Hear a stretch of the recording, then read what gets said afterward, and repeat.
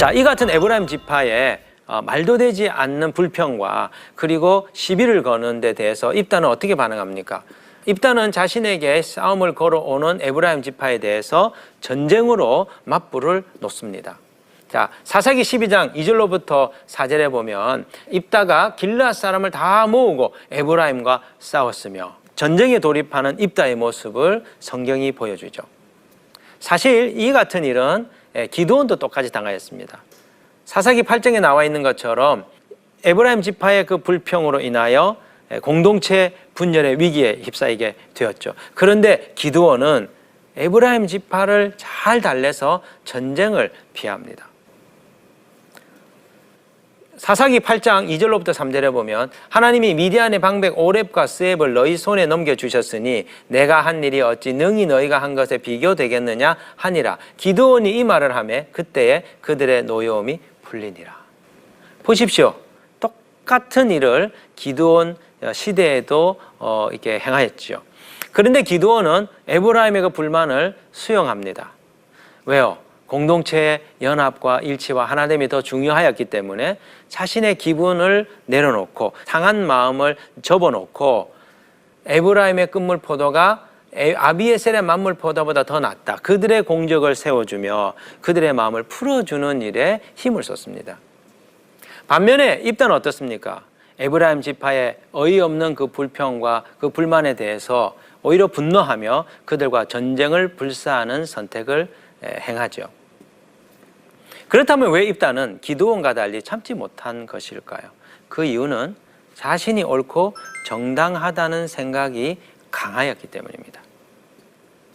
자, 사사기 12장 2절로부터 3절에 보면 입다가 그들에게 이르되 나와 내 백성이 암몬 자손과 크게 싸울 때에 내가 너희를 부르되 너희가 나를 그들의 손에서 구원하지 아니한 고로 나는 너희가 도와주지 아니하는 것을 보고 내 목숨을 돌보지 아니하고 건너가서 암몬 자손을 쳤더니 여호와께서 그들을 내 손에 넘겨 주셨거늘.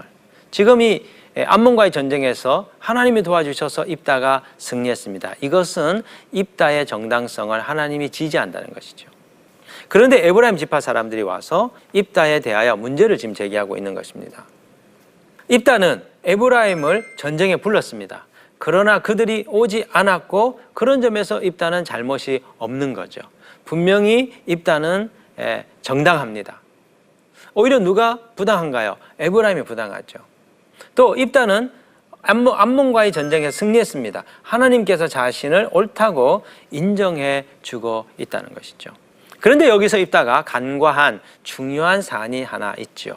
옳고 그름을 따지는 데 매여 공동체를 지켜내는 일을 그가 놓치고 있다는 것입니다. 여러분, 공동체의 하나됨을 이루는 것, 이것이 왜 중요합니까? 이것은 십자가 복음의 핵심이기 때문에 중요합니다. 우리가 에베소서를 살펴보면 알 수 있겠지만 십자가는 뭐죠? 원수되었던 하나님과 우리 죄인들 사이를 하나 되게 하는 것이 예수님의 십자가 복음입니다. 또 십자가는 이방인과 유대인을 하나 되게 하는 하나님의 방법이었습니다. 그러니까 십자가 복음을 믿는 하나님의 백성들의 삶의 양식은 무엇이어야 됩니까? 하나됨이죠. 그게 복음의 정신이기 때문입니다.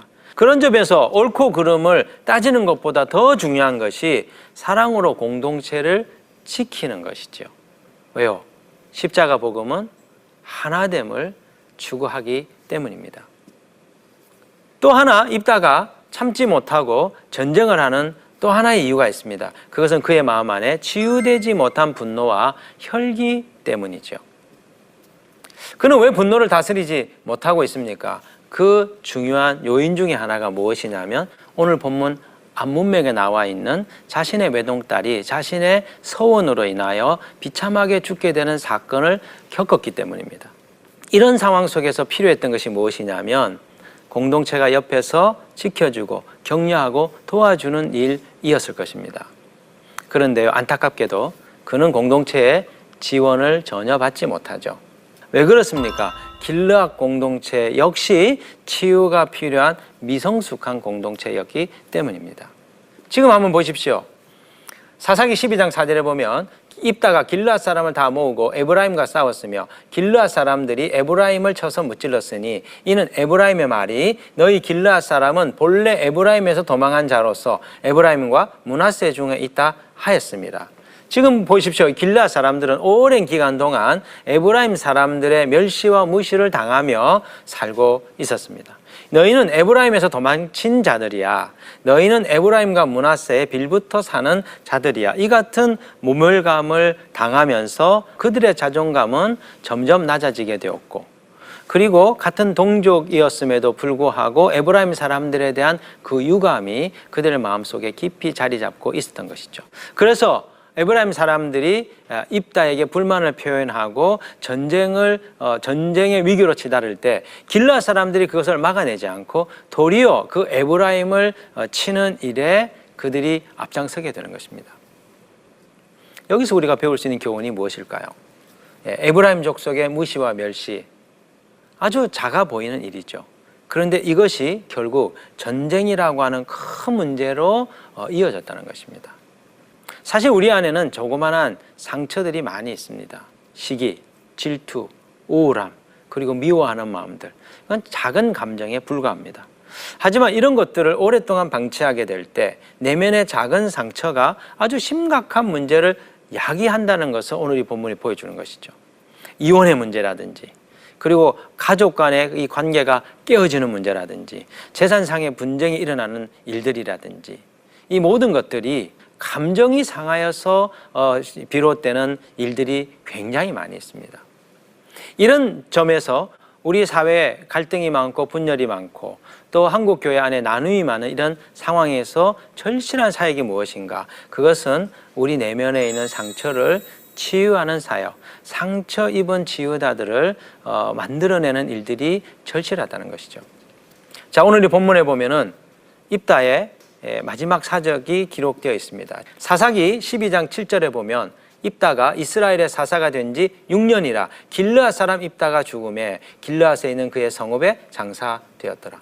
여기 보십시오. 입다의 사사 통치 기간이 6년으로 기록되어 있습니다. 가장 길게 통치했던 사사는 에웃이죠. 80년이었습니다. 또 기드온은 40년이었습니다.